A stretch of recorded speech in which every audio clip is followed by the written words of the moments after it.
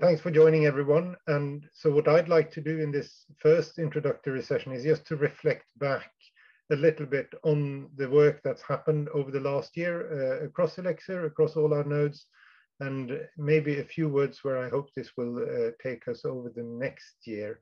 I mean, it's not been easy, and I think many of us have been affected in more than one way by the pandemic. But I think it also, from ELIXIR, it's actually been a way to prove the strength of a network and the impact of having long-standing technical and expert collaboration across countries. And I think if you look back, I think the response that happened across this network has been really, really impressive. And I think that demonstrates really how a distributed infrastructure is meant to work, with strong national operations and equally strong international coordination based on technical expertise and shared services. So next slide, please. So just to put this in a little bit of a policy perspective, so almost everything that we've done in ELIXIR, and certainly the funding and the new projects that we've started, have been part of the European Commission's COVID response planning. So very early next year, there was a ERA, so European Research Area versus Corona Action Plan. That action plan talked about improving access to open data and sort of shaping research infrastructures to respond to the need of the science community. And I think we've shown that. We established a COVID-19 data platform. So that's work led by the European Bioinformatics Institute, the EBI, and Guy Cochrane will talk just after me about the European COVID-19 data platform. And then as part this year, as part of the launch of the new HERA incubator, we've started several activities focused on the new variants. Next slide, please, Kathy. But I thought I would just take a step back and sort of say, why are we doing this? So why are we putting in all these effort around coronavirus and the COVID?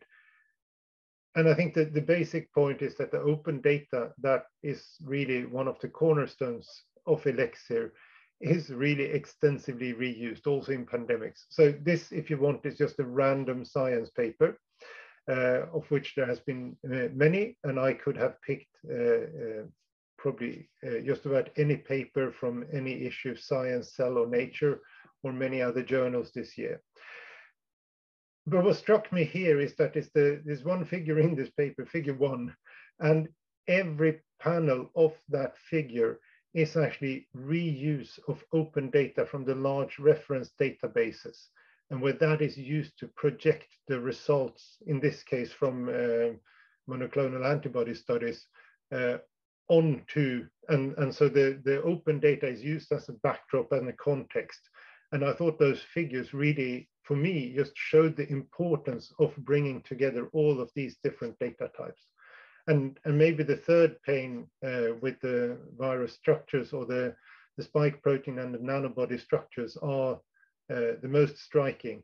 So if it wasn't for all the work that happened over the years and the sharing of the data by the structural biology community, it would have been very, very difficult to quickly map on and understand the details of those molecular interactions. And so I think this, for me, that, and there are many of these examples, it just brings home the importance of that open data and the ability of bringing together many different types of data in scientific analysis. I think the next slide, please. The second point, which I think we all know very well, but I think is often lost in general debate around open data, is the normative value of these open databases.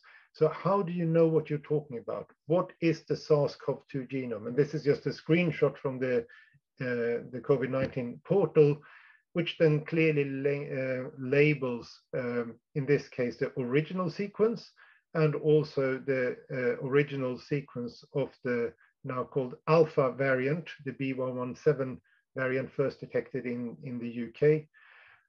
And so what these databases give us, of course, is an ability to talk very specifically about a biological entity. And so that identifier, that normative identifier, I think is almost equally important to the reuse of data. So next slide, please. And we, of course, know this, that these open identifiers are a cornerstone of research. They're also part of the modern bioeconomy. We've seen them being reused in patterns, in software systems, in data management systems. And of course, we can use them to unambiguously reference these biological entities. And I think that's, again, an important role of the COVID-19 data portal, is to project these normative identifiers so they can be reused openly by the whole community. So next slide, please. So what were the challenges that we were setting out to look at? Well, of course, it's the fast growing amount of health and virus and associated data. It's quite a lot of scattered resources. We have, of course, here the ELIXIR core data resources. There are also many other good resources residing in national repositories. And of course, we need to bring this together for experts from different disciplines. So next slide, please. And so if we just look back of the things that we've tried to do to connect these things in ELIXIR, well, we have the technical connectivity within the COVID-19 data portal. But I think equally important, we try to bring together the work in all of our member states and create opportunities for experts to collaborate. And so I think that's helped us to give open and rapid access to data, but also to tools and workflows. And I'll say a few more words about that. I think it's really shown the strength of open standards and the way that we work with open standards in our community.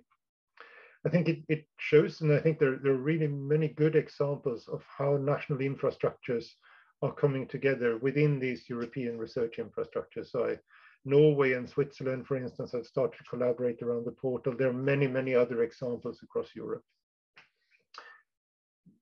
But I also want to say that I think this is also showing, we often talk about the European Open Science Cloud in ELIXIR. And I think this actually shows some of the things that we are bringing to the table in the European Open Science Cloud. The data, but actually also the infrastructure and the knowledge around identifiers and interoperability of data. And equally important, it shows how you can quickly collaborate around tools and workflows to generate and harvest the knowledge, not only from a continent, but actually worldwide. So if we move to the next slide, please. We've tried to be a little bit agile, and I think we're still trying to be a bit agile.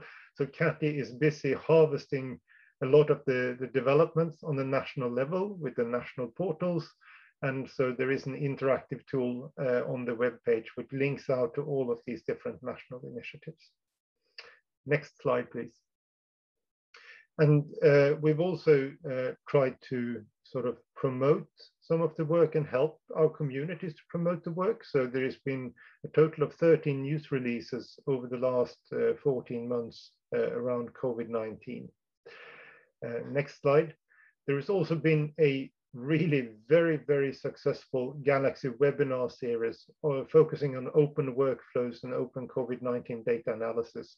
It's run in sort of 3 phases with basic, from basic to advanced. It's in total 12 webinars, so big thanks to all the 19 speakers. We've had about 80 participants on average to each webinar. In our world, that's a very big number, but it's of course dwarfed by the huge success of this series on YouTube.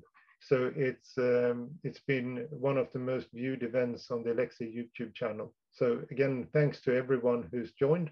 And if you haven't watched the webinars, then go to the YouTube channel. There is a lot of really interesting talks there. So next slide. So I just want to give a very quick example, and I think this is about ENA submissioning and increasing the submission to ENA.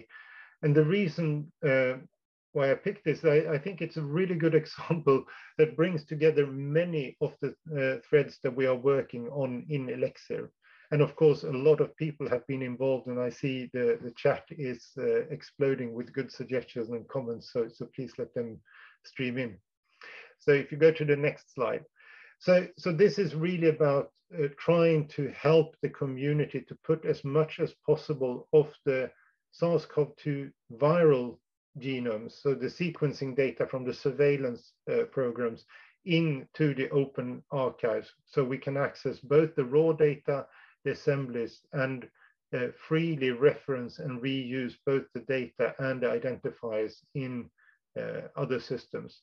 So that's about reuse and repurposing of the data, but it's of course also about reproducibility. And there is a really nice example, which I won't talk about, from the Galaxy community, where they recalculate all the assemblies from the raw data on an ongoing basis to make them comparable. So next slide. So the challenge, of course, is that there is submission isn't necessarily easy, and many of the communities that have been working on SARS-CoV-2 genome have used other submission systems and are a little bit unfamiliar with the standard bioinformatics way of VCF files and BAM files and so on. So this is a really nice example, I think, you leveraging Galaxy, working with Frederick's group in Belgium to setting up a rapid submission tool that both pre-process to remove all the human reads and then provides an easy user interface to take care of upload. So really working with the community, trying to remove the hurdles for submissions, but then also actively advocate and push for more of the data going into the open data resources. And I think that's really the focus of what we are trying to do in ELIXIR right now, is to make sure that the vast majority of SARS-CoV-2 genome data that is being sequenced in large laboratories in the OECD countries, so Europe, North America, Australia, and the other part of the rich world. If we can get as much as possible of that data into the open archives, then that can serve as a reference for the rest of the world. And so I think that's really our priority. And what I like with this example is both the agility and the work with the community, but also, of course, the open data sharing. And so, yes, Kathy, that is the segue to the next slide. I think it. So that was one of the points I wanted to make around COVID, is that we now start to see how this really fits into the overall ELIXIR strategy, with data brokering from on national nodes, with strengthening of the national communities, but we do that in the context of open software and open data and resources that we are collaboratively developing across Europe, because there is, of course, very little extra value in multiplying the number of research data management tools. That's absolutely something that we can work on together. Thank you very much. You're already here. So our next talk will be given by Guy Cochrane. Guy has been the leading person behind the COVID-19 data portal, and many of you have heard about this before and are probably intrigued to learn more and maybe also know how to contribute moving forward. So Guy, yeah, okay, we can see your slides. So if you just want to make a start, feel free to go ahead. Great, okay, thanks very much, Kathy.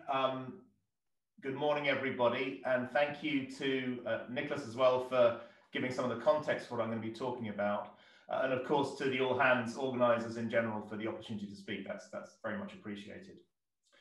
So it's been now over a year since we've been running the European COVID-19 data platform. Alas, COVID still rages, so the work is still important. And in fact, there's a lot of energy still going into the platform to extend and advance it as we go forward. So what I'm going to do is look, I'll give an outline of the platform. I will spend a few minutes talking about some of the different components of the platform. It's broad enough and time is short enough that I won't have an opportunity to mention everything by any means, but hopefully I'll give a flavor of some of the main parts of what we're doing. In doing that, of course, I will be touching on and I hope I don't have to work too hard to do this, I don't think I will, touching on various aspects of ELIXIR that have been really important in delivering the platform, and I hope as well aspects that we've been able to take forward and deliver through the platform back into the ELIXIR space. And so following an introduction to these different components, I then want to switch to the future a little bit, and I want to look beyond COVID and beyond the pandemic, and that's both in terms of the scope of a single disease, so looking broadly, but also in terms of the term of the pandemic, which at some point will become less important. It will reduce and it will end, but there will be very likely there will still be SARS-CoV-2 and there'll still be COVID, but there is a period where this becomes less important in what we're all doing, I think. So the European COVID-19 data platform is there to provide a foundation for the diversity of research that has to happen to be able to fight COVID-19, both on the public health side, on the therapeutic side, on the vaccine side, and so on. It aims to provide open and rapid access to data, tools and workflows upon those data, and it has a focus on the biomolecules, so biomolecular data, but of course it needs to set these into the context of therapeutics, diagnostics, exposures, contacts, epidemiology, and more broadly, beyond the life sciences into social sciences, economics, social media tracking, and so on. So it's European by name, but it's global in coverage, both in terms of the data that exists within the system that are available, but also how it's accessed. It's accessed by many people around the world. And it's very much a platform in which we build upon the legacy of open data standards and open software standards. And I hope very much that we also contribute into those standards as well. So we made a very quick start, but of course we did that because we had some strong foundations to build upon. This slide introduces those foundations, but it also serves to introduce the key partners that provide the platform. So on the top left, we have my institution, the EMBL European Bioinformatics Institute, which for many years has provided data coordination and databases around molecular biology and services on top of those. Bottom left, we have ELIXIR, which is of course a ready-made network of bioinformatics experts and European capacity to deploy and to scale things to European level. Here we have on the top the European Open Science Cloud, which allows us to go beyond ELIXIR into other research infrastructures and connect into, for example, clinical trials data, biobanking data, social science data, and so on. And then here we have a number of institutional partners, technical, public health, clinical, who we've been working with actually for many years at EBI under the COMPARE project to build up a layer of databases and services around infection biology. And then, of course, we're very generously supported under the Horizon 2020 program, currently by 4 different grants. Niklas has mentioned ELIXIR Converge and EOSC Life. I should also mention Recoded and VIO, which are 2 grants that come from DG Santé that provide specific pathogen and infectious disease research functions. So the platform is very broad. It has to handle many different applications and data types. And so it has many layers of organization, and this slide is intended to show that. So many things can be centralized.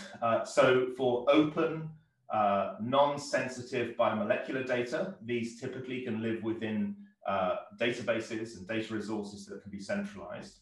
A lot of things that have to happen at the national level. This is particularly true for health data, for public health data, and for molecular data, particularly patient-centric sequencing data and other molecular data that, for data protection reasons, have to remain within the countries of origin. At the European level, as I mentioned, through the European Open Science Cloud, we have the connections into many different European level research infrastructures. And then across all of these components, there is an international dimension, data exchange, data standards, compute, analysis methods, and so on. So many different connections into the international domain. And then all of these come together to provide the platform and the foundation for research. So these are the 4 components of the system that I'm going to walk through. The first is the COVID-19 data portal, which really is the entry point for most people who are using the system. This is how you go in and you put data into the system. This is how you discover and navigate data within the system, and how you access information about everything, the tools and so on. The next one is the Federated European Genome Phenome Archive. This deals with sensitive human, patient-related data and research subject-related data that don't travel outside a particular country. So it's a federation providing discoverability and accessibility without compromising on national data protection requirements. Then we have the SARS-CoV-2 data hubs, and this really is the toolbox that is there to support people working with viral sequence data. And then finally, a less technical component, engagement and coordination, which actually throughout all of this has been a really major activity, and I'll give some information on the kind of thing we're doing there.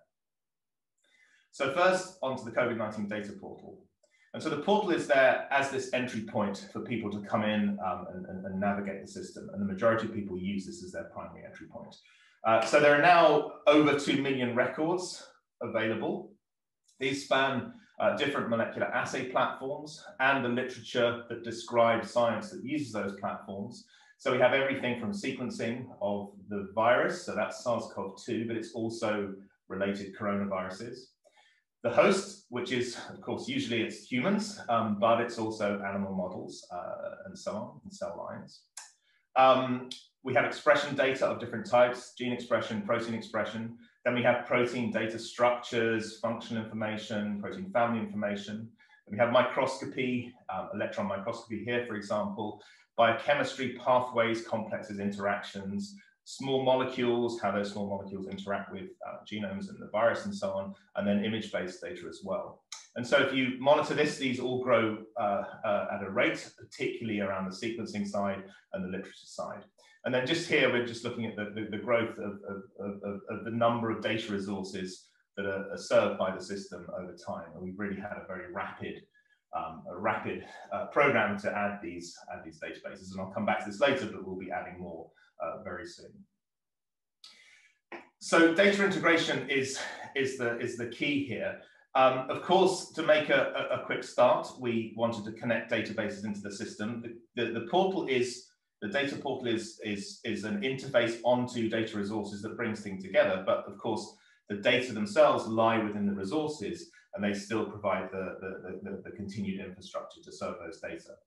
And so connecting the databases, we were able to move very quickly for those databases that live within the EMBL-EBI infrastructure, purely for technical reasons, because they share a lot of technical commonalities. And so actually we were able to connect many of the important ELIXIR core resources and deposition databases by doing this, but not all of them yet.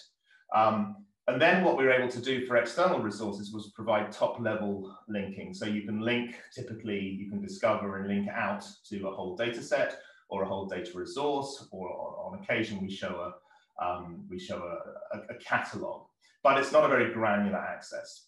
So just in the last few days, actually, we've, with our indexing integration system, we've now reached readiness that we can begin to deploy this for databases that lie outside the EMBL-EBI infrastructure.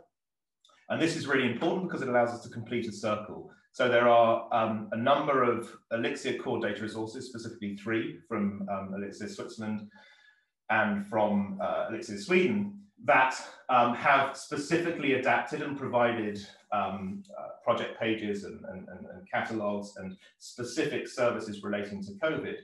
Yet we've only been able to link to them so far at a very high non-granular level. And so we're now able to introduce record level indexing for these 3. So the human proteome map, this Cellosaurus, and the SARS-CoV-2 host interactome. Once we've done this, it's then available for others. And at this point, we really need to work on the prioritization scheme and the indicators that we will use to work out where it makes most sense to have the deep record level integration of data, and where it makes more sense to link out to services and allow users to move on and navigate specifically under the remote systems. So on the EGA and federated EGA side, so data, of course, unlike the viral sequencing, it takes longer for human sequencing studies and human omics studies to be organized and to start to deliver data. But there are data emerging. So we've covered over 15,000 individuals in the 2 central EGA nodes in EBI and in Spain in a number of different studies. And these data are coming from different countries. We're working on analysis of cohort dictionaries and harmonization of those dictionaries so that one can interoperate across cohorts in the system.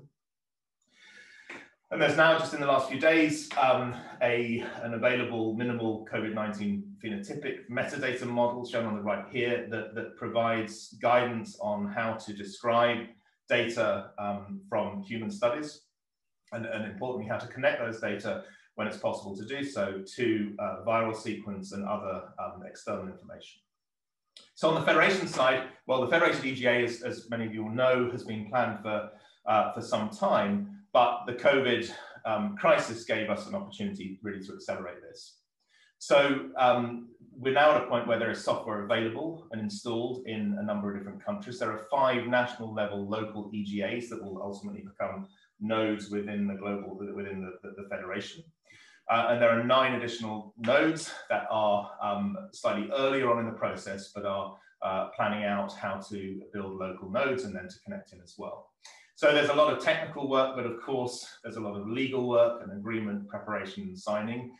There's been a lot of effort here and there's a lot of progress, but things still, some things still remaining. And of course, there's been engagement with ELIXIR in many different ways here through the Federated Human Data community.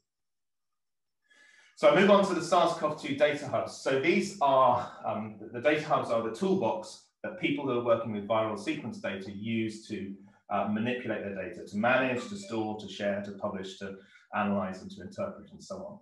They're based on a pre-existing system, the COMPARE data hubs, but highly adapted for SARS-CoV-2. And they support many different functions. So the model is that one uploads one's data. There can then be autonomous pre-configured compute that happens on those data to validate, to QC. There's a significant cloud compute capacity that's bolted onto the data hubs. And we have a handful of workflows for different sequencing platforms for assembly, annotation, variation calling, phylogenetics, and so on. And it's through this platform that we also support the data brokering from a number of ELIXIR nodes that Niklas has mentioned. And then ultimately, when the data are analyzed, the outputs of analysis are data products themselves, and they're pushed back into the data hubs. They can be explored and visualized. And so I'm just showing a few of the different features here. So this is one of the several upload tools that allows people, in this case, we wanted something that was very straightforward and intuitive. And so here you just authenticate, and then you drag and drop. You drag a data file and a spreadsheet, and the spreadsheet is, we have guidance on how to form that. It's a sort of pro forma spreadsheet. This is some of the documentation that guide on how to use that. This is a page that is where a user is trying to, or is controlling the access of others using the data hub, their particular data hub, which studies should be made available. So the user retains all of the control on which data go into which data hub and who therefore has access to those data. And then this is just one of the notebooks that uses the data hub C. This is for Jovian as one of the computational workflows for assembly and variation calling, looking at some statistics. And here we have I think a read alignment to do some QC work. So a whole host of different environments according to what the user needs to do with their data. So we were very keen right from the beginning that we would have an active effort to mobilize viral sequence data. There was a little sharing at the beginning, but only sharing of assembled sequences, but assembled sequences that have been produced from many different methods with limited tracking of what those methods were. So not much provenance on the data. And given the importance of variation and being accurately and precisely able to call and track variation around the world, we felt this was an area that we should really focus on. And so we had a campaign that's still going on where we go from country to country, from group to group, to really promote, to understand the layout of sequencing for the group or for the country, and really to promote to promote the flow of those data into the public system, into our system. So far, we've liberated or mobilized 633,000 data sets. So that represents 633,000 different isolates coming from over 60 countries. And really importantly, we're very proud of this, but I think it's important to state that the vast majority of the data that is available in ENA, so in INSDC, the open viral data available to the world, has been routed through the platform in some way. and the vast majority of it is coming from European countries. So Europe really is leading the way on this effort. And if you look at the growth, it's really quite dramatic, and it's of increasing rate, which of course we like to see. We now have, perhaps more recently, we've been pushing for consensus or assembled sequence. We now have a rapidly growing number of sequences here, a larger number of countries. And so, of course, we calculate our own assemblies, but we allow people to provide theirs too, and where available, the users will link in the assemblies to the raw data from which they're derived. So we have systematic variation calling. We have snapshot releases every 2 weeks. We're now on to the 6th release of, for example, variant calls. We've covered almost 300,000 different viral isolates with these calls. And we're producing variation reports through the VO project. So these go to the World Health Organization, to ECDC, and so on, to the Commission. These are snapshots of what's happening in viral variation. And here's some examples. So this is looking at the data set, the density showing the number of records from different places within the data set that was analyzed in a particular snapshot. And here we're looking at one of the plots. So this is I think we're looking at countries outside Europe and the frequency of I think this is B1351, one of the variant lineages anyway. So the fourth component is less technical and more social, but actually extremely important, and certainly something where we've invested a lot of effort. There's a core group who coordinate the efforts from ELIXIR and EBI. We put together, I guess there are a number of standing items, the National Coordinators Forum I'll mention in a moment. We have regular contact with different international stakeholders, including the regional health organizations, including partners within, on similar efforts within, for example, Canada, within India, and so on, South America. We have regular contact, almost weekly contact with the European Commission, particularly the Open Science Unit, who is delivering this as part of their overall COVID program. And Niklas has already mentioned the grants, which actually we're very generously supported, but it's a very complex combination of grants, uplifts, and now this new proposal by COVID. So we get involved in ad hoc items as well. One of them is open data advocacy. I'll say a bit more about that. But the other really is seeding different important communities around particular interests. And the examples I give here are serology, particularly for people who are doing high-level seroprevalence data in different countries for COVID, and sewage surveillance is, I guess, a newer community we're trying to bring together. If we identify, in many cases, we identify that there is enthusiasm and expertise, but there is a lack of coordination around, for example, data standards. There's often a lack, in the case of serology, this is the case, there's a lack of an archive or a deposition database in which people can share openly their data. And there's a lack of awareness of the value of sharing. And so these are the kind of things that we try to pull experts together to talk about and bring about solutions to those issues. So this is our National Coordinators Forum that really addresses the connection one has to have between what happens centrally and what happens within individual countries. And what we do here is we bring together people from the health side, from the public health and the epidemiology side, and the research science side as well. And then we bring along, where we can, policymakers and funders. And so this was really based on the European Open Science kind of governing board countries and people who they propose, which often includes or has become inclusive of ELIXIR, people working at the different ELIXIR nodes, and many others. So it's a large group of people. We meet on a monthly basis, and we have spin out bilateral calls to tackle different issues specifically.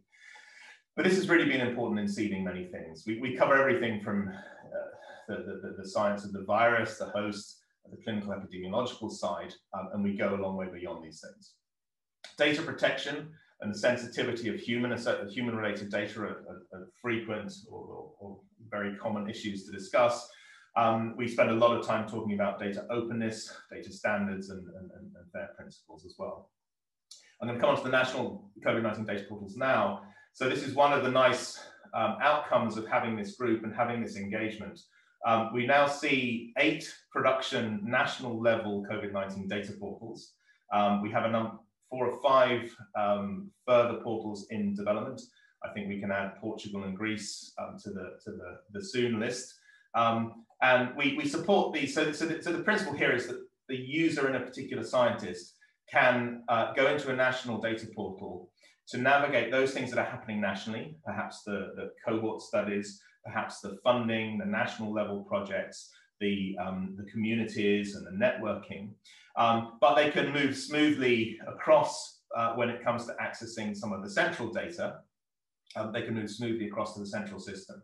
And so we support these national data hubs with various web resources. ELIXIR Sweden has produced a whole application that can be spun up quickly for a national resource. And what we're aiming to do is increase the bidirectional flow here. So we need to get better at routing people who are coming from a particular country, interested in a particular subset of the science or a particular national activity, to be able to identify that and route them back into the national portals. So this is wasn't immediately a planned part of our original program, but it's been a very nice way to see that national centralized divide happening with a lot of coordination. So I mentioned open data. We've already heard about this morning, and we've seen it on the chat already. Really important.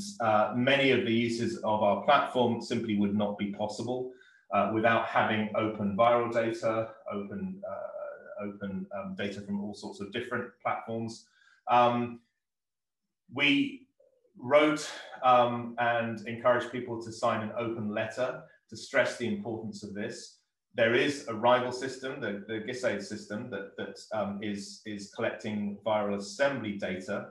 And really what we don't want to do, it has a value, and we really don't want to damage that. What we propose in our open letter and continue to push for is that data go in parallel to the 2 systems where this is appropriate. So we don't see this as a rival in future. We would like to work with the GISAID system. And it's completely viable that we do that. The GISAID system has some tools and value for users, but it doesn't have the potential reuse that the platform has. And so if you've been tracking the press, this comes up. Sometimes it's quite a heated debate, but really we know the value of open data. We continue to push in ways technical and political as well, to make sure that we can in future really get these 2 systems to cooperate and to work together. So just one slide on usage, really to summarize. So it's used by people apart from those countries in grey. There is that we have users coming from these different parts of the world. So most parts of the world use the system in some way. So far we've accumulated 200,000 users, 5 million requests. So it's a dramatically heavily used system. Here's an example of usage from the Galaxy community and CRG Barcelona. So this is taking raw data, mobilized through the data hubs, made available through the data portal, running systematic variation calling under the Galaxy project, visible within the system, but also propagated into CRG, so one can navigate variation data there. There's also for certain platforms a direct feed. So this is enabled by the openness that I mentioned, but this is a great layering of additional resources and functionalities on top of the openness that we provide, and the central portal that can give access. On the bottom left, this was quite an early example. The Open Targets group was able to pick up genomic gene target data and compound data and produce a prioritization tool. So this is again completely open. It's gone full circle. We've now present that from the portal as well, enabling people to prioritize targets they work on and compounds on those targets. And then this is from the Netherlands, an example of connecting viral sequence, patient laboratory and patient omics and other data, very rich data resources, but so far, or traditionally, not very well connected, and the questions across those data sets with the appropriate data protection are really powerful. So I turn then to the future, and during the pandemic, I mentioned these 4 components of the platform. There are still many extensions and enhancements to come. We'll be introducing soon, for example, cohort browsing, some of those connected data I mentioned, lineage information, annotations on viral lineage, more data products beyond variation relating to the virus, maps and tables that are more navigable and internavigable, so one can really visualize and select data in many more ways. I mentioned the two-way flow for national portals, and of course a host of new data types as they emerge. But beyond the pandemic, when we reach the point where there is some global stasis, so I expect, or it's not clear that that SARS-CoV-2 will go away, but we will at some point, I think, I hope we will have learned to live with it. But there will be cycles, there'll be a need to produce new vaccines, to look at, to be able to deal with new strains, and to monitor all of that. There will be new therapies and improved therapies. There will be public health interventions when things flare up. And the molecular biology will be really important in tracking that, and so will the platform in supporting that tracking. And then I think there's also a very big retrospective analysis we have to do. So what is it? So this is really the first time that people have used at scale genomics in tracking infectious disease and tracking epidemics and pandemics. So it will be really interesting to see what we can learn from how the system performed. What was it that we did early that was useful? What was it that we didn't do early that would have been useful? What is good? What is bad? So what have we learned from this, this sort of real life experiment to be able to apply this next time? And so one area, of course, it's clear we will need is preparedness. So what happens when the next infectious agent comes along, when it's not SARS-CoV-2, but something else? Well, our work so far has really allowed us to identify pathogen-related elements of different data resources and pathogen-related standards, pathogen-related workflows, and to make those more connected. And so we will certainly be able to use that again. We have a lot of technology, the web portal, the APIs, the indexing, the data flows, and so on, are sort of reusable. And one thing that many of you may be familiar with, something that we perhaps neglected a little bit, this is the pathogen portal. This existed before COVID, and the first COVID data were presented through here. But actually, at some point, this is a very sequencing focused system because we have this much greater awareness and connectivity of data in general. We will broaden this to cover many different pathogens and make this a lot more broadly applicable to infection biology. And then, of course, we need to be ready to deal with a disease X scenario. What happens when a new specific pathogen comes along? We are talking about how one could spin up data hubs very quickly, how you could trigger different bits of ELIXIR to do different things in response to a threat. And also what happens in the other research infrastructures, what other triggers need to happen. This is part of the Buy COVID proposal, but also something we really feel we need to have in place generally. And then looking beyond infectious disease. So what are the implications of what we've been doing outside the infectious disease area? And so this final slide really is, I guess, more of an asset list of the things that we've accumulated over time. And so we have now understood better as a community how one can annotate, tag, and index data across diverse data resources, particularly ELIXIR core resources, but also other ELIXIR databases.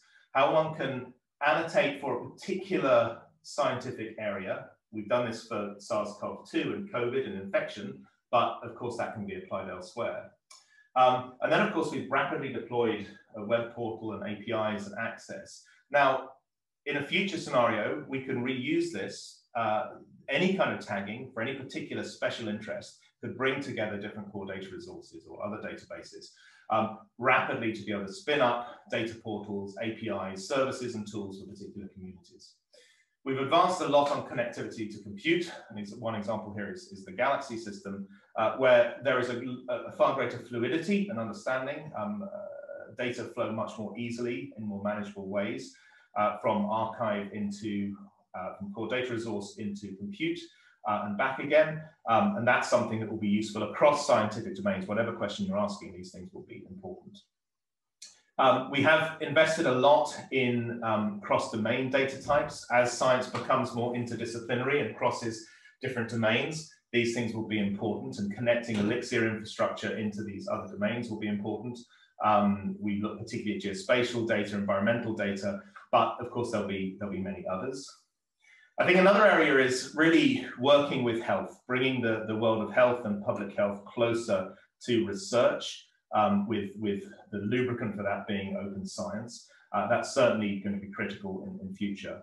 And then I think another important achievement is that we really have a community that is engaging in how one does distributed national activities and centralized activities, and how one connects these together in useful ways for different scientific applications. So I think these are the kind of things that we've picked up that will be usable over and again in areas that go well beyond infectious disease. So finally, I'm leave you with a slide of the key people that have provided elements of the platform. Of course, this doesn't really list the many more people who've contributed different components from the ELIXIR nodes and from elsewhere. And I think actually the list of everyone would be perhaps impossible to keep up to date anyway. But thank you very much for your attention. I'll be delighted to take any questions. Thank you very much, Guy. So there was a very, very active discussion going on in the chat. So maybe I invite you to follow up and have a look at that. A lot of good comments coming in. We've advanced quite a bit in the time, but if there is one burning question for Guy, I'm happy to take that now. Otherwise, we can take some of the questions maybe into the panel discussion later as well. Egan, okay, you go and ask your question then. Hi, good morning. Thank you for this nice overview of the database. I was wondering, how can we make sure, or how can we enable that we get as many small efforts in the future included in an effort, or contributing to this effort as well? And so some local of ELIXIR node resources are listed on the website, but how can we learn more about how to contribute to the platform as well? So the searching, updating things on these smaller resources, so that it nicely integrates with a platform like this. Yeah, so this is really, I mean, there's been a technical limitation here that it wasn't really by design, but for technical reasons, it's obviously easier to connect data resources that are within a single platform that we're part of. So I think the first thing we will do, as I mentioned, is to make sure that we have appropriate coverage in the deepest integration system. This is the left-hand menu in the data portal. The deepest record level integration for the remaining core data resources. So that's string, the host interaction from string, it's Cellosaurus, and it's HPA. Once we've done that, then we can then look out to the remaining many databases. I think what we will do is we will, through the ELIXIR, I guess we do this through the program committee, also the heads of nodes, I guess, but we will be announcing the way in which people can engage with the indexing system. So it's a sort of push model, but it's a supported push model where we can help to align the existing indexing systems and existing structures for these different databases to the central indexing system. It's based around Omics.DI, if you know that, but it's extended, and we can provide quite a lot of support in helping people to adapt to it. So I guess this will be announced. We've only just got to the point in the last few days where we can offer this. The first 3 cases are sort of pioneering a little bit, but once we've done that, we'll be announcing, and there'll be instructions on how to engage. And I expect that we will be running some meetings where we work either with individual developers who are developing the different databases, or perhaps we have a slightly bigger thing where we group people together. Fabulous, thank you very much. Yeah, thank you, Niklas and Guy, for your presentations, and I think they've set us up very well for the upcoming panel discussion. Right, so let me just share my screen. Here we are. Good. So yeah, we thought it would be nice to discuss a little bit what will happen beyond the COVID-19 pandemic. I mean, we're all still very much in it at the moment, and hopefully the majority of us has had the opportunity to get their first vaccine injection. But we thought it would be maybe nice to look a little bit across what other disciplines are doing and how we can unite and bring everyone around the table to discuss how we can move forward to be better prepared in future scenarios and how disciplines should work together. So we've invited Amonida from the EBI, who has worked very closely with Guy and Niklas and myself and the European Commission last year on the COVID-19 data platform. Then we've got Petronille Bogaert, who comes from the more kind of public health space. She is from an infrastructure called Sciensano and a project that recently started called PHIRI, and she will tell you a lot more about that and a lot better than I can. And the third person on the panel is Ron Dekker. Ron comes from the social science field from an infrastructure called CESSDA. So before all the panelists introduce themselves, I would also ask you to go to menti.com. I thought we create the panel discussion a little bit more interactive and give our panelists something to talk about. So if you could fill in the questions there, that would be really appreciated. And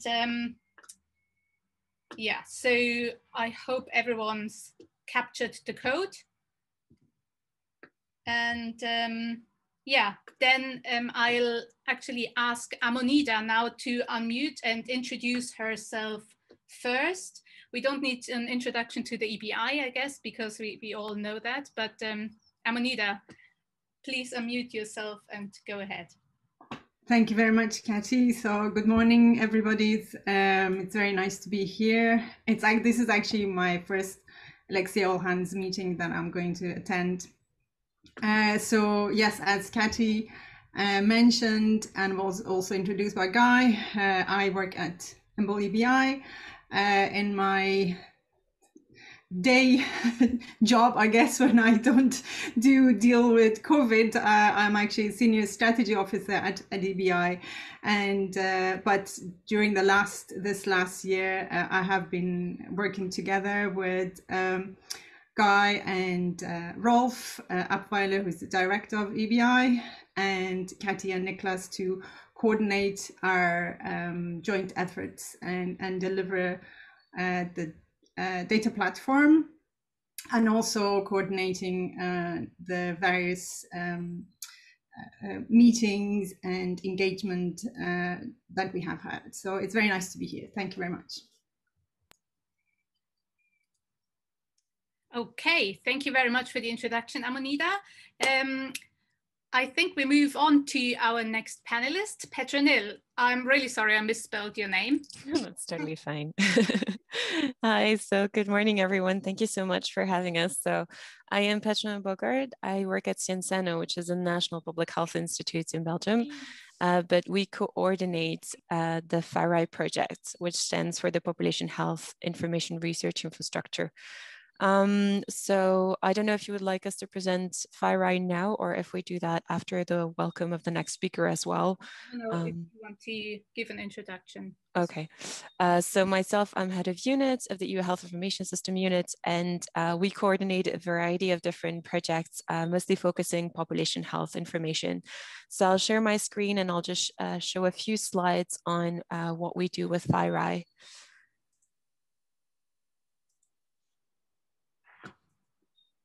So PHIRI, let me share, there we go.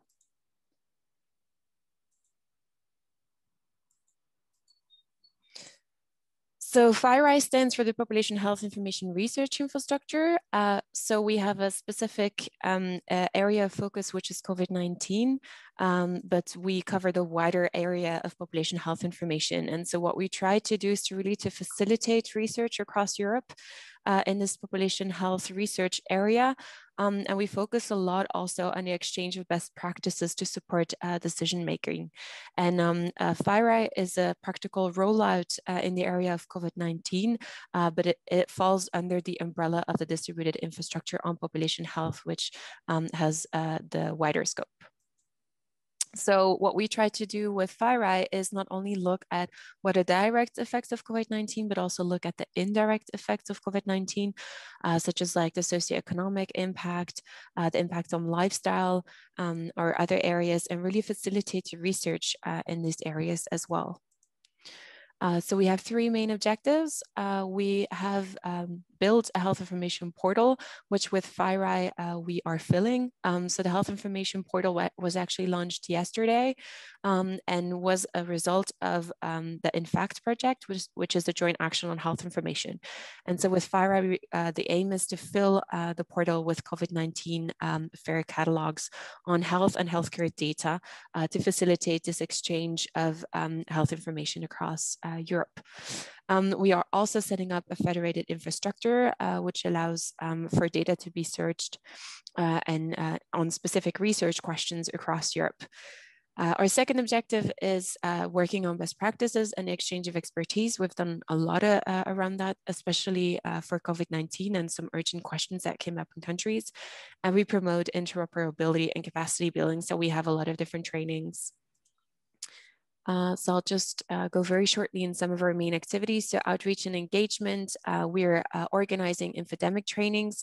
We're also going into countries to map actually what kind of data sources are used in the country to assess the wider effect of COVID-19. And we're having various stakeholder meetings where also we had the pleasure to have ELIXIR and colleagues join us and to make sure that we use some of the tools that have been developed by different projects and so that we can work together. Further, we have the Health Information Portal, which was launched yesterday. You can find it on www.healthinformationportal.eu. And so on this portal at the moment, you can find information on national nodes and research networks that operate together with PHIRI. You can also find information on a lot of different European projects, so 87 European projects across Europe. And you can also find data sources and data providers within each country for routinely collected routinely collected population health data sources. And of course, the aim is to further complete this portal and add in information on it step by step. So what we aim to do is to add specific COVID-19 data sources, international guidelines, initiatives, and projects that specifically focus on COVID-19 and training material and courses. Then we have a specific task that looks at the different methodologies that are developed in countries to look at these wider impact of COVID-19. We have 4 use cases which look at the indirect impact of COVID-19.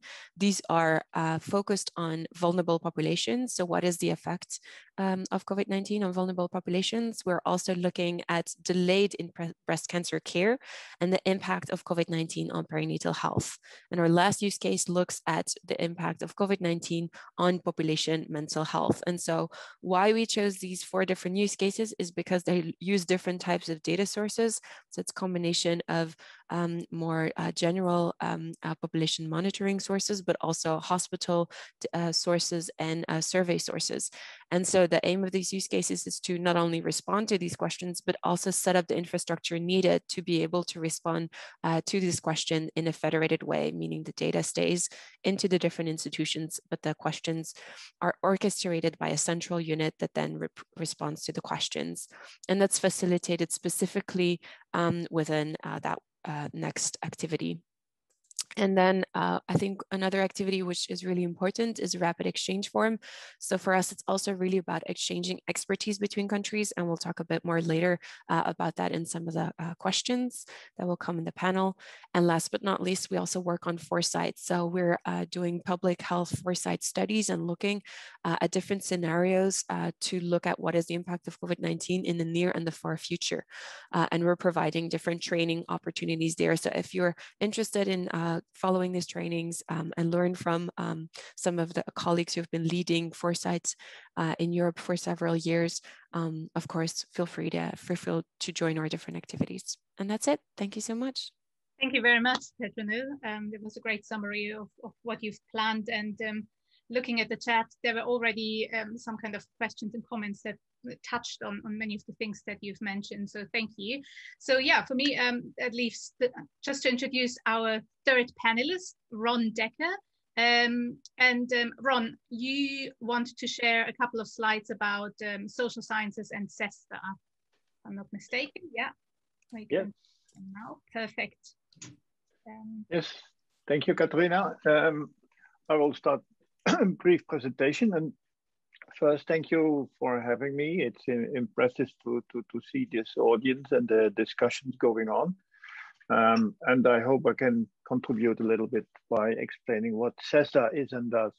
It's the Consortium of European Social Science Data Archives, and we are a distributed research infrastructure. Main goal is to provide data, data services, data archiving in the member countries. But I also want to stress that we focus on training. It's on the people. I saw some slides by Niklas. Distributed research infrastructure is about people, and that also goes for CESSDA. Formally, we are an ERIC, which is a European legal entity, and we are also coordinating the SHOCK project, which is the Social Sciences and Humanities Open Cloud. What we do is we try to provide access to social research data. For this, we set up a data catalog, but also we provide training, and we reach out to research communities, like on migration, on historical financial data, on religion, groups like this. We want to provide quality of our service providers in the 22 countries, and to ensure that they have the same level of quality in their organization. For this, we use the Core Trust Seal as a certification. And being at CESSDA, we also try to provide the platform, IT platform, to platform for discussing metadata. So instead of doing things 22 times, we try to do it once. And that also goes for some products like a multilingual thesaurus and a management tool for vocabularies. At top right, you also see a journal that we have together with Brill Publishers, where we want to encourage the publications of data information. So data brief, data articles can be in this journal. Just to give you an impression of the data catalog, it's kind of a platform. And in setting up the catalog, we had to arrange a lot of issues on harvesting the metadata, ensuring that the data, the metadata standards were really aligned, and so that we can take in the metadata every night from the data archives. It's also a starting point for having thematic data archives. For example, on climate, on smart cities, on cancer, circular economy. And we have also set up a COVID thematic data archive. And we also provide information on this. Then A second one is the Data Management Expert Guide, which is, let me see, it's a training tool that can be used by trainers, but also by individual researchers. And what we give here is it's downloadable by on Zenodo, but also can be used directly from the website. And it guides the researchers that want to produce the data, that want to deposit data through the different stages of this. On our positioning, it's we want to focus more on these thematic themes. But in order to do that, and in order to do this in an agile way, we need to cover a lot of disciplines, a lot of domains. And also we have to invest more in metadata. So we are setting up a metadata office that brings together the expertise from all the data archives on this. And we also want to follow up. We want to, 1 minute. Awesome. Yeah. So we want to continue on the shop activities, being a point of access for the social sciences and humanities, more reaching out to research communities, and we want to provide trust in the system. We must make sure that the quality of the data is okay. We don't want to deal with fake data or poor quality data. That's for me. Thank you.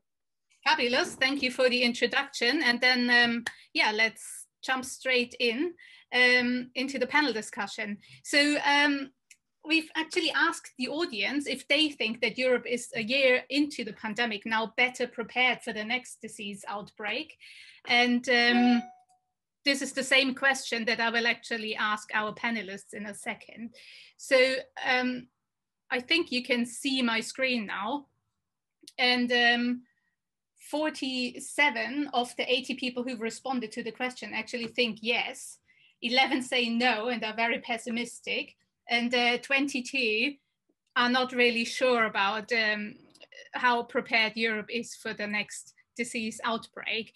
So I don't know, maybe let's start with Ammonida. From your perspective and having been involved in the COVID-19 data portal, you probably would answer this question with yes. Well, I actually answered unsure, and I tell you why. I think it's it has been a very challenging period for everybody and for Europe as well, and I think what we have realized is the fact that there is, it's not a unified, homogeneous system that you are working with, and because of that, the progress, the level of uptake of different initiatives has been very different, and this is not in any way minimizing the efforts. We have been involved, and I know for a fact that everybody's actually doing quite a lot, but to the maximum extent of their abilities. But it's the fact that is something that it's that may not be sufficient in many of the countries. So I think we have an awareness, an acute awareness for sure. Absolutely, we do have that, but the preparedness, I think, probably not completely. I think we have a lot of information. There is a lot of know-how and how we can connect, but there is still a lot to be done and needs to be done as well. So I guess that's my pessimistic view coming through. But I perhaps, or I would say that's more like a realistic view than an optimistic view. Well, I mean, your answer makes me think that we won't lose our jobs anytime soon. So. No, good thing, but then it's yes, unfortunately, no. Petronille, I saw you nodding. So Yes, I think for us, we have more or less the same perspective. I would also go for unsure. I think definitely the COVID-19 crisis has exposed a lot of things to us and has allowed in the area of population health, if you look at the public health experts in the different countries, and it exposed the gaps that we could see in the different health information systems, which are really crucial to really feed the data and to do the monitoring needed, and to then obviously do the research as a next step in the countries. So I think we've strengthened the different networks, and colleagues in the different areas had to work together because of COVID.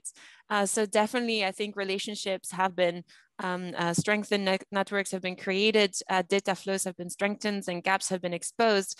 But on the other side of the coin, I think the coin, there's two main things. I think one, everyone has really been running and trying to, let's say, survive. So it's really been hard to take up and see the gaps and the difficulties that we have, and make sure to take it to the next step, to make sure that we also improve things and do this in a sustainable way rather than having a quick fix. And I think the second aspect I wanted to bring up is that we still see that even with COVID-19, there's been a lot of vertical approaches, both in the different areas, in different topics, when we think about genomics, when we think about population health. So we see like vaccination is one thing, the actual epidemiologic follow-up with mortality is one thing. And so especially at policy level, things are still very vertical.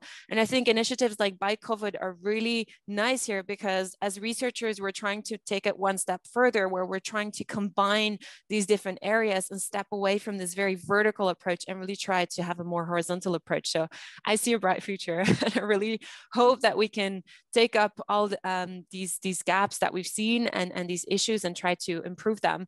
And I hope also that we can work closer across the different fields. Thank you. Yeah, and that sounds a lot more positive. And Ron, maybe you can share with us what you answered, and then actually, depending on your answer, maybe if you could share with us maybe, you know, a success story from the social science field, because I think a lot of people here on the call come from a very different background. So I think they sometimes maybe struggle a bit to see where the biggest opportunities for kind of connecting the disciplines are. Mm-hmm. Yes, thank you. Yeah, good to talk about good examples instead of only the barriers and the problems we see. But what we run into was that it's the metadata, but also the thesauri. When this whole COVID pandemic started, in our thesaurus, in our controlled vocabulary, there was no COVID-19. There was nothing on infectious diseases or whatever. So we had to bring it in the vocabularies, and we had to go through potential data and their metadata to put in the new words so that you could at least find the data sets that were relevant. So that was a barrier. And what I saw, a positive example for me is what happened in Austria. They, in no time, they set up a survey that takes care, that looks at the dynamics of all the waves of what's happening, first wave, what's happening, how do people react.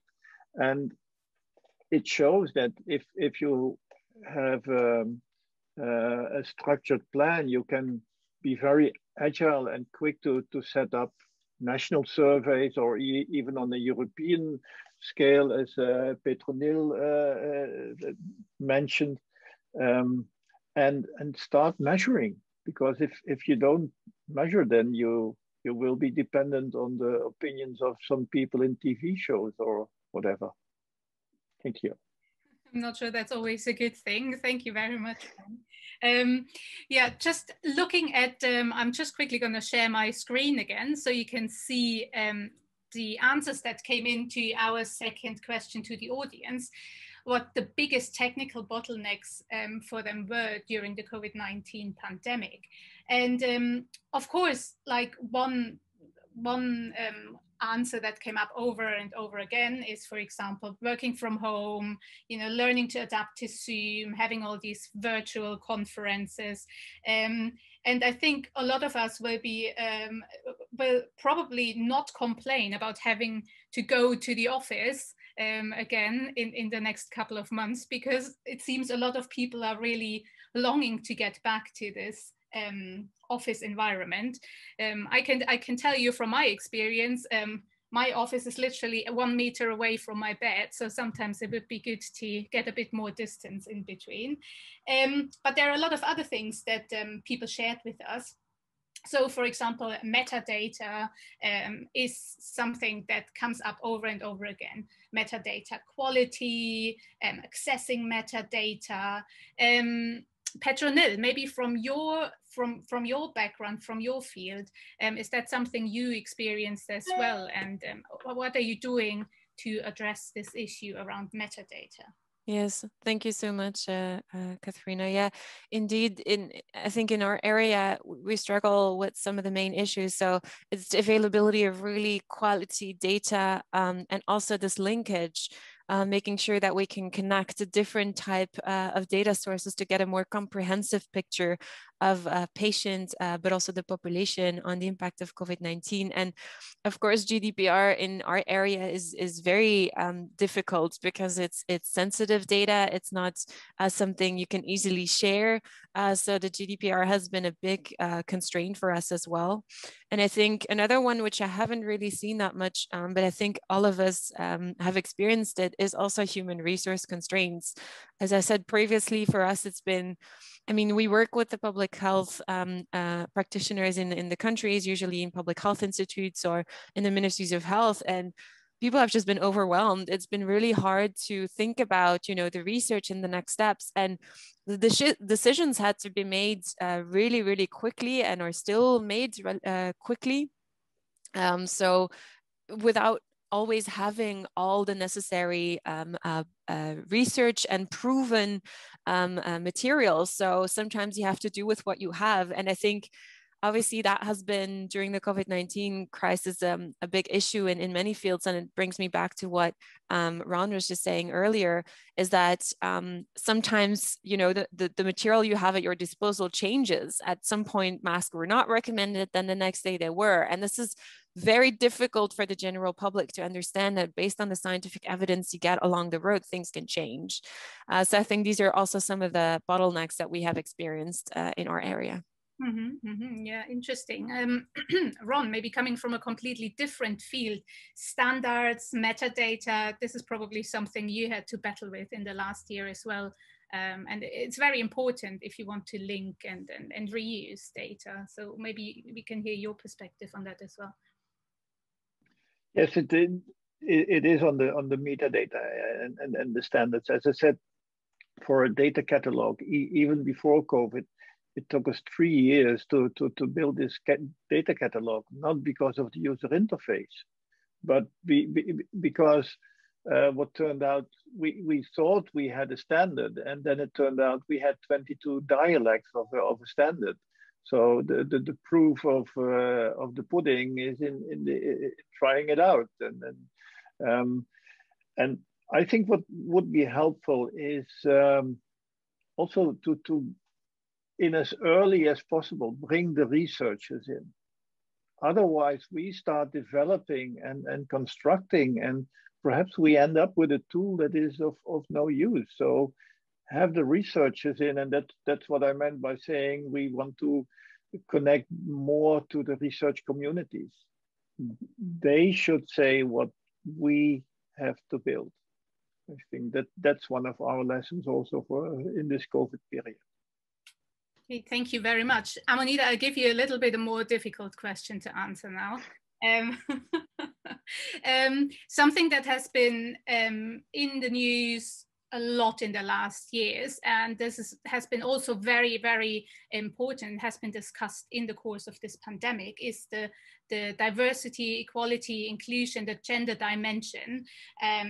So I thought maybe you could give your perspective, because I know you're very involved in that area, and what does that mean for for generating data, for for quality data? What does the EBI do to address that?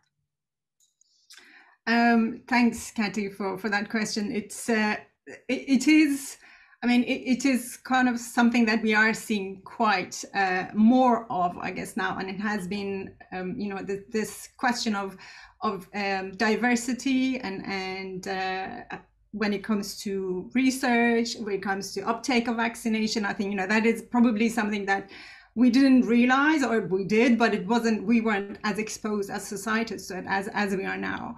In terms of what EBI is doing, of course, we are at the kind of the final station where the data is entered. So in that sense, we don't really have any direct input, because we are not the one who are sampling, we are not the one who are doing the experimental data. However, what we can do is actually feed back what we get, because we do have resources where we actually split things up. We have got different ways of categorizing. We actually, especially through metadata that are attached to experimental data, and through that information we can actually feed that back to the research group and research communities, and kind of support them and bring up this very obvious questions, like for example, you have submitted this data set which is an expression data set, but if you look at it, it is actually only 25-year-old white male. So based on the metadata that you have actually provided. So and I guess through highlighting these issues, we can contribute in bringing awareness as well. And I think especially again, we are talking about the gender biases, which are, of course, when it comes to clinical trials, are very massive things.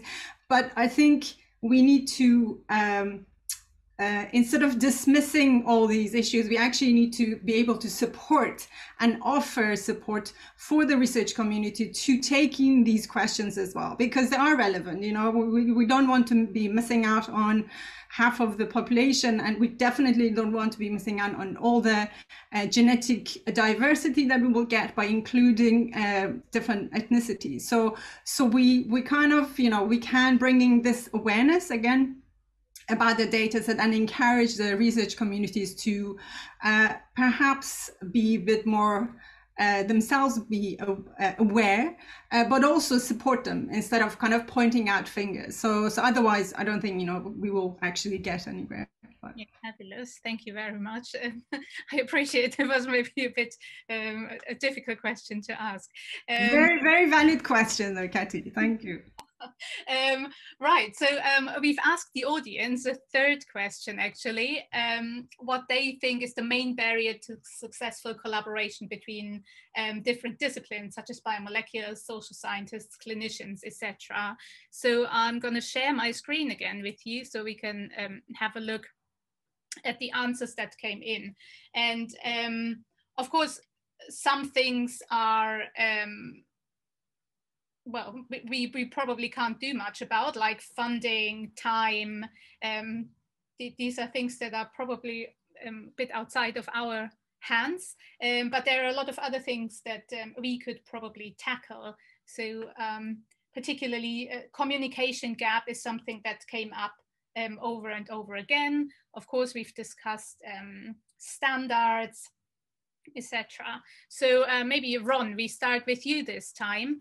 You coming from the social science side, what do you think was the main problem during the COVID-19 pandemic for collaboration, and where do you think we need to go to tackle this? Even before the COVID-19 pandemic, I think one of the main barriers is they weren't in the same building. If you want to reach out to each other, you have to be close to each other. And of course, the pandemic even worsened because you have to work from home. But I think we need more examples or pilots or use cases, however you call them, where people start exploring how they can work together. And for example, 2 years ago, I was at the meeting of at the Dachstuhl in Germany, where they bring in several disciplines on a specific topic. And then the first day and a half, you need just to align on the wording, on the jargon, and on the way you approach the problem. So I think we must find ways where researchers from different disciplines can meet each other more frequently and more easily. Mm-hmm. I'm going to be very provocative now and say, well, we've solved the proximity issue by using Zoom now. So hopefully, since we're all very versed in using virtual tools to communicate, this will move forward a bit quicker in the future. Yeah, maybe Petronille, from your perspective.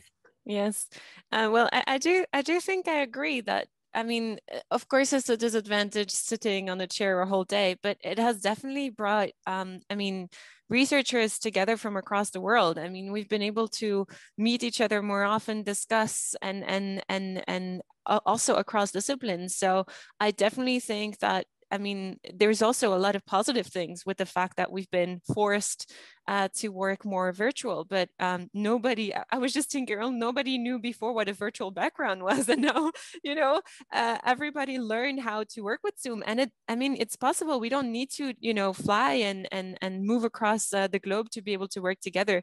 But to the point, like what was some of the main barriers? I definitely agree. Semantics, you know, being able to understand each other, being able to have a similar understanding. And with Healthy Cloud, this is an initiative where different research infrastructures are brought together. Also here we see like some very what seem simple terms, like what is a data hub can be a discussion for a few days. So I think it's really good that we have now the opportunity to work together across disciplines in several projects that are coming up and that are ongoing, which I really welcome. And I definitely think, yeah, speaking the same language is the first step to be able to understand each other. Fabulous, thank you. Ammonida, I give you the last word. Well, nothing really more to add to what has been said. So, you know, I think, yeah, it is quite amazing that we have been able to make these connections across the globe. You know, several time zones, literally for many meetings.